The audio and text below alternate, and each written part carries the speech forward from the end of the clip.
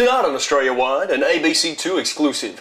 When we first reported Territory correspondent Ryan Panty Melter Coffey was missing, nobody knew where he was. All that changed the second they found him, or as they say here in the Territory, unlost him. Here with an exclusive interview is our reporter in the field, Ryan. Ryan? Ryan, thank you for joining us. Thank you. You are a very good-looking man. Cheers. No, I'm serious. If it was just you and me and Scarlett Johansson trapped on an island. Okay.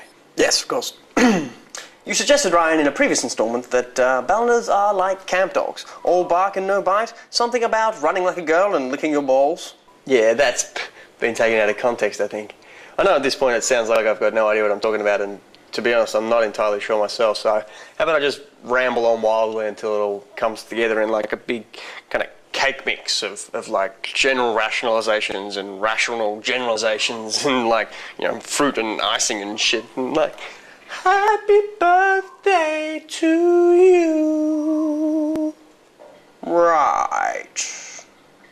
So you've also claimed that Balanders are all missionaries, mercenaries, and misfits. Discuss. Yeah, I don't know where that came from originally, but... In 25 words or less. Okay, you're here because you want to save the world, or because you want to make money, or because you have nowhere else in the world to go. Very good. Thank you. Now, those are very broad strokes of the brush. Do you ever believe that Balanders might take offence to this? Not really. I mean, white people aren't really that worried about their standing in society. Well, when was the last time you saw someone protesting for white rights? So, which one are you? Missionary, mercenary, or misfit? Me, to be honest with you, I was sitting in a bar in St Kilda when my phone rang and the person at the other end goes, "Hey, you want to go to the Northern Territory?" I'm like, "Yeah, man, just let me finish this pint." Like 23 seconds later, I was on a plane or something. All I remember is there were stewardesses' voices and rushing wind. Actually, I may have just fallen asleep under the hand dryer in the girls' toilets. That would explain the poor service and those slimy peanuts and that graffiti on my ass. Misfit. Sorry? Sorry? Nothing. We'll be back right after this. And we're back. So what is your deal, man? You've spent all this time whinging about how hard it is to be a Balander. What are the actual problems facing your kind? The problem is that things move really slowly here, like all the resources are either stretched or scarce, and people get really frustrated when they realise just how hard they have to work just to maintain the status quo. Sorry, do you have to juggle while I'm speaking? It's really distracting. Pardon? Thanks, man, just... Oh, this? No, it's yeah. Just ordinary apple. So, yeah, I was saying, like, the best intentions, all the best intentions always end up sort of giving way to practicality and pragmatism, that sort of stuff. For all the loud noise that we Balanders make, all the barking, it's really difficult to find something to sink your teeth into the community. The work you do here can be great fun and massively rewarding. I mean, you'll learn a lot, but eventually you realise that dream of saving the world just isn't going to come true, and one day, you know, every Balander's going to pack up and go home, just not perhaps to lick themselves.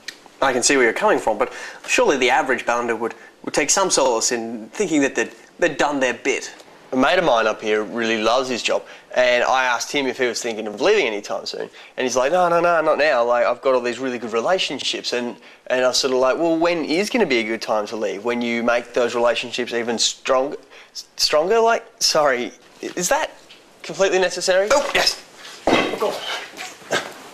No, sorry, I was just, with the... Yeah, please, what were you saying? So, like, basically, the more you give to a community, the more you actually take away from the community when you leave. So, is all this self-conscious over-analysis based in any fact, or are you just another self-obsessed middle-class white person in the middle of an existential crisis? Yeah, I may not be the right person to ask. The Aboriginals have a slur for white people, which translates roughly to tissue. Like, they're white, obviously, and when you take one out of the box, you blow your nose side away, there's always another one just waiting to go. And it's true, like a Balander's commitment is really a disposable one, and everyone seems really well aware of that fact. And that's kind of scary to me. I mean, that really makes me feel sad and selfish and inadequate. Which is what starts these existential crises in the first place, isn't it? It sure is, you Nancy. There you have it, Ryan Coffey. Once was lost, but now is found. He's on a self-indulgent test of his own patience and cultural sensitivity, giving him the very questionable idea that he's actually contributing to society with his lofty ethics. His life is indeed one to feel truly guilty about. Back to you in the studio, Ryan.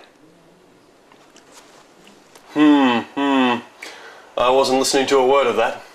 I think we've just got time for the weather. Fantastic. That's all we have time for. Thanks for joining us. We'll be back the same time next week.